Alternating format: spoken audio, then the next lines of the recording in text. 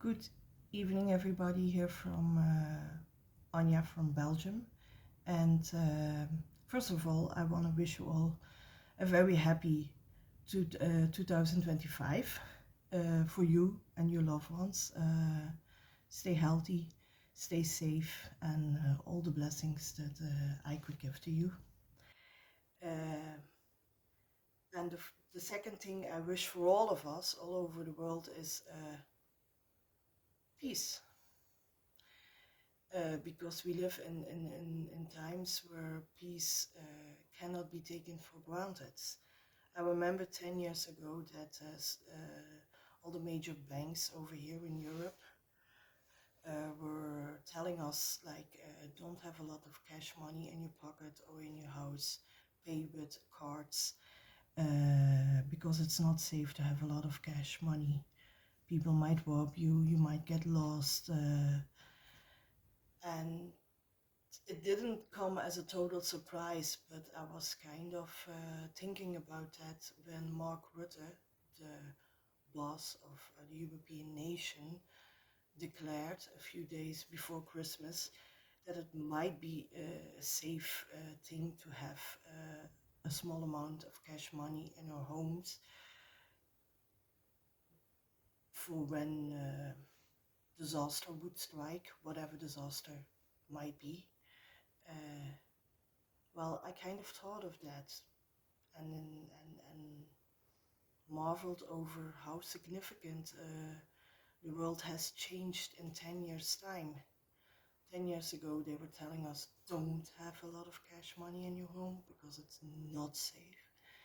And now they're telling you do have a lot of cash money in your home because you might need it when all systems go down, whether it be by war or by nature or whatever. And together with that, one of the chief commanders of the United Nations also declared that it would be sensible to have a small amount of food in the house, like extra water, canned food, um, some candles, um, things like that, to last for 3 days, maybe a week, if all systems would go down caused by a nature disaster or somebody hiking the systems like energy and water and heating. And well, it's kind of a shock to realize that we live in this kind of world where people in high ranks are communicating this with us. Is it something to make us all very frightened, or is there some kind of reality in what he's saying or what they are saying? I honestly don't know. I'm not a complot believer. I don't think that there are a lot of big schemes above us. At least most of the time I don't believe that, but sometimes even I wonder. But it's not so crazy to have a few bottles of water extra in your house and some canned food and some candles, and to make sure that your power bank is always loaded so that when the energy system goes down you can at least recharge your cell phone. My son is making me crazy because he wants to buy a radio without battery so that we at least have a radio in a major disaster. Um, and it's kind of scary and hurtful to see that a 14-year-old boy is concerned about those things. Because when I was 14, huh, my biggest concern was, did I get my hair straight to go to school? And my son is coming like, hey mom, we need a radio without battery for if the war would come. And I think it's sad that our children have to grow up in this kind of world, and to be afraid of that. I don't want to make them extra afraid, and I don't want to alert anybody or make you all feel unsafe or afraid. And I'm not suggesting that you should fill whole your house with supplies to last for 5 years. Uh, but to have some items lay aside, well, it couldn't hurt, I guess.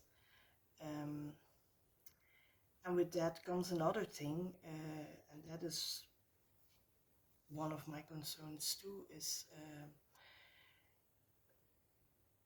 we live in a very digital world, and there are a lot of people who talk more frequently with human beings on the other side of the globe through Wi-Fi or through Skype or whatever. Then they talk to their relatives or neighbors. Some people don't even know the names of their neighbors. And I do think that regardless whether there will be a war or not, maybe we should invest more in those kind of relationships and don't try to live so solitude. Of course, when a major disaster happens, my first reaction would also be like, I want to have my children safe, I want to have my partner safe, my parents.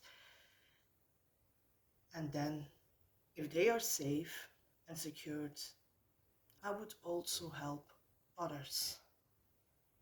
And I wouldn't keep all my supplies to myself, because I think when a major disaster comes, that's the only way that we would survive. Not to live on an island and say, this is mine and don't touch it and I'll kill you or I'll shoot you if you come across, but to help each other. Like, okay, I can spare some bread, give me some fruit, I don't know.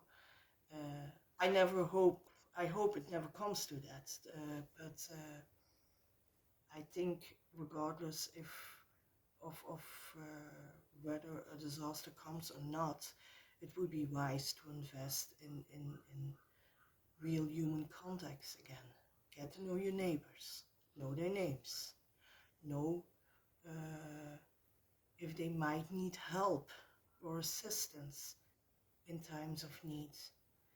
Uh, some wise man, and I don't exactly know who it was, but once claimed like, I don't know when and how World War III will be fought, but I do know that World War IV will be fought with sticks and stones again. And that's a sad reality. We have enough of weapons to blow all of us to the moon in an instant. Uh, so I do hope that the people in charge will actually use their brain when the time comes to that. And I am a firm believer that if we go down as humanity, we go down together. Nobody will survive. I mean, and I'm not saying survive as in live or die, but if you stand alone, it's much harder to keep on standing. And if you stand together, you have help. If you tumble down, somebody else will pick you up, and vice versa. So do get to know your neighbors and the people in your surroundings, and invest more in real human contacts instead of constantly sitting on your cell phone. And I'm not a saint. Even my children say to me, Mom, please put the phone away. So I think it's a lesson for all of us, including myself. But that being all said, I really hope that this is a video that I upload and will turn out to be absolutely irrelevant and some kind of worst case scenario that will never happen. but hey, better be safe than sorry, I guess. So the only thing I want to say to all of you is stay safe, take care of each other, take care of yourself, and make yourself a happy 25. Bye.